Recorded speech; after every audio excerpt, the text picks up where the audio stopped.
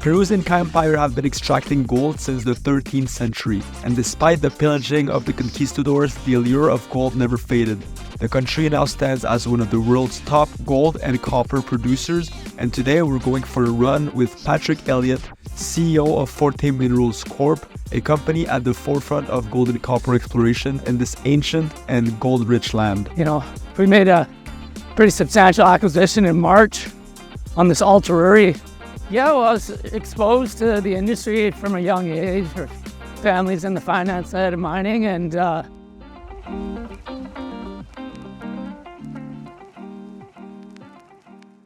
All right, we're in Vancouver, BC today, joined by Patrick Elliott, CEO of Forte Minerals. Patrick, good to have you with us today. thanks for having me. Of course. Before diving into your company, I'd like to get a bit more the story, behind your background. How did you get into mining? I know you've worked in Peru a lot as well. To bring us through, your expertise and how you got to this point.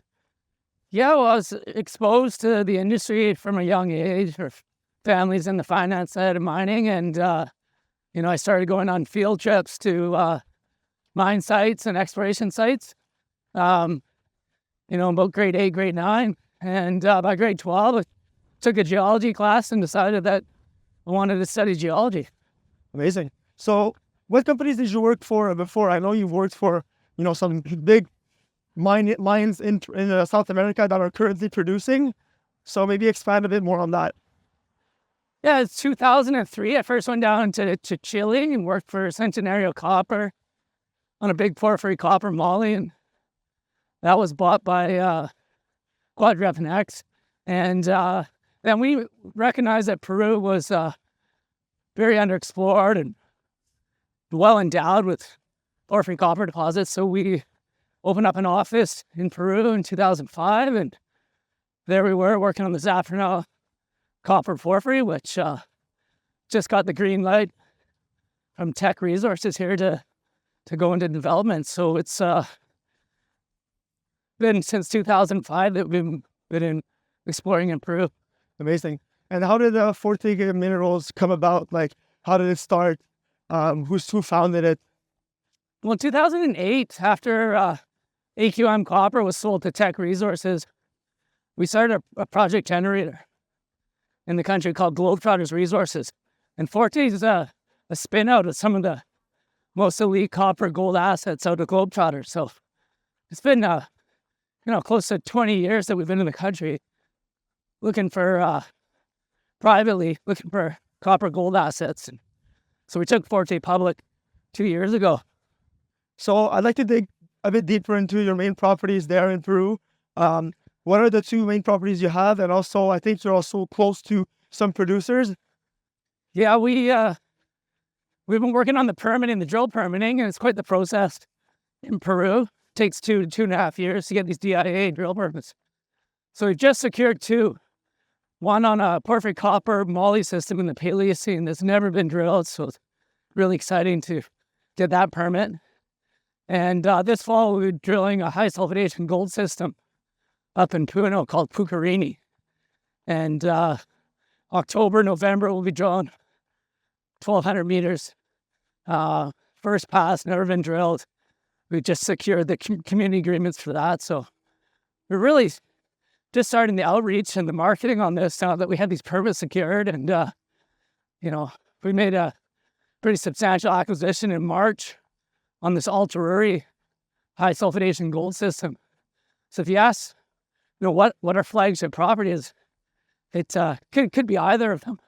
But ultra-rare has quite a discovery history around it, and it's been highly sought after by the majors. So we're working on the permitting for that project. It hasn't been since 1997 that it's been drilled, but there was some fairly high-grade gold from surface. Buenaventura, they drilled about 130 meters of 2.5 grams gold in oxide from surface, and the top 55 meters, close to 6 grams. So really interesting mineralization that's never really been followed up, and we're looking forward to getting in there and making a big discovery. Totally. It's 15 kilometers south of Purina mine, and Barrick's just going through mine closure there now, but they've mined over 10 million ounces gold in oxide from P Arena. Right. And the goal with your assets right now, would it be to, continue advancing them and then sell them, or to one day, bring them in production? I know that's kind of a tough question to ask, because you could have opportunities come your way and something that makes sense for shareholders, but what's kind of like the vision moving forward with Forte? Yeah, the model and the strategy has always been to build these assets and sell them pre-development, and build pipeline projects for the mid-tiers and the majors. So we're pretty well positioned now, because the mid-tiers and the majors are looking earlier in exploration, and they're looking for future development in copper and gold. Their portfolios just don't support the future development at this point. So, right. So the permitting is done. Is that do you do the PA or pre kind of like studies? Drill permits. So we've acquired 2 drill permits. We have 4 projects in the country right now. Right. And we've got a really good start here with 4 tremendous projects. Patrick, tell me a bit more about the share structure, the financials. We want to dig deep into the numbers. Well, we have 45 million shares outstanding, and as you can see from the trading history, it's got a drum-type share capital, and we've done a good job here in preserving the equity, and just finished a fundraising here that's capitalized us for the next 9 to 12 months here, and fully capitalized for this next drill program. So be the first drill program for the company as a public entity, and we're excited to get out there and improve up this mineralization at depth. Patrick, let's go more into the macros. I want to know, first off, what is copper used for? Why is it so important for the world right now? Well, I guess the electrification and the growing demand for copper is puts us in a good position. It's why we've always been bullish on copper and gold as well. But fortunately, there's no direct replacement for copper. So, regards to conductivity and its characteristics, there's no other replacement. So there'll always be a demand for copper. And with the EV coming on stream and progressing, it's puts more pressure on it, and inevitably more pressure on the price. You look at the production profiles, they're starting to come off stream. Some of these major copper mines coming to the end of their useful life, and there's just hasn't been enough exploration, discovery, and development to replace that. So, and what's the reason why there's been way less exploration right now than before? Is it just raising equity problems? What's the main reason, you think? Yeah, the downturns in the market. The first thing that the major companies do is they start looking at optimization on their production, and they relinquish the exploration. The exploration budgets get cut. So, in tough markets, it's tough for junior mining companies to effectively raise capital, affordable capital, and that slows down the exploration phase. So we're playing catch up here now, and there's been fairly long downturns in the mining industry, and we haven't generated enough new discoveries to fulfill the future development and supply of these metals. Totally. And what about gold now? We're at an all-time high. I think it hit last week. How does that, affect your operation? Do you feel that momentum coming, or where are we really in that cycle here? Oh, absolutely. I mean, the gold's affected by other fundamentals, and as we see higher debt, gold becomes, as a monetary, becomes a safe haven for investors and nations, and you can see them starting to build those reserves. So gold's strong here, and it will remain strong, especially with ultimately a weaker currencies or weaker U.S. currency. You see that transition, but we should see very long-term gold market here, and I think that's evident in what you're seeing already.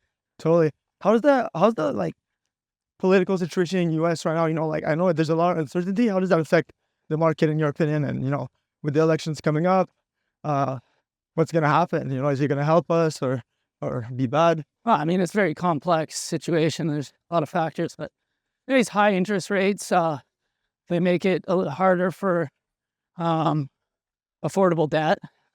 However, inflationary measures, they'll drive costs, whatnot, but it's ultimately good for gold and the precious metals. And Really, I want to recap a little bit.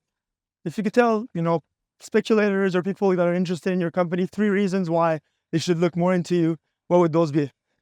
well, we're a $10 million market cap. We've got 45 million shares outstanding, and we're just getting started. We've got 2 drill permits secured, and we're going off to drill our first high sulfidation gold project that's looks really exciting.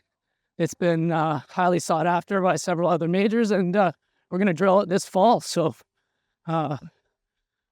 hopefully we don't stop there and we continue going. We're well capitalized to execute over the next 9 to 12 months. So Patrick, before we close this interview, where can investors find you? Where do you trade? And give us that information here. Yeah, it's forteminerals.com. Lots of information on the website.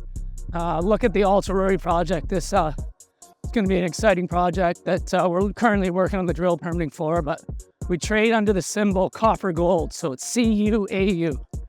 Copper gold on the CSE.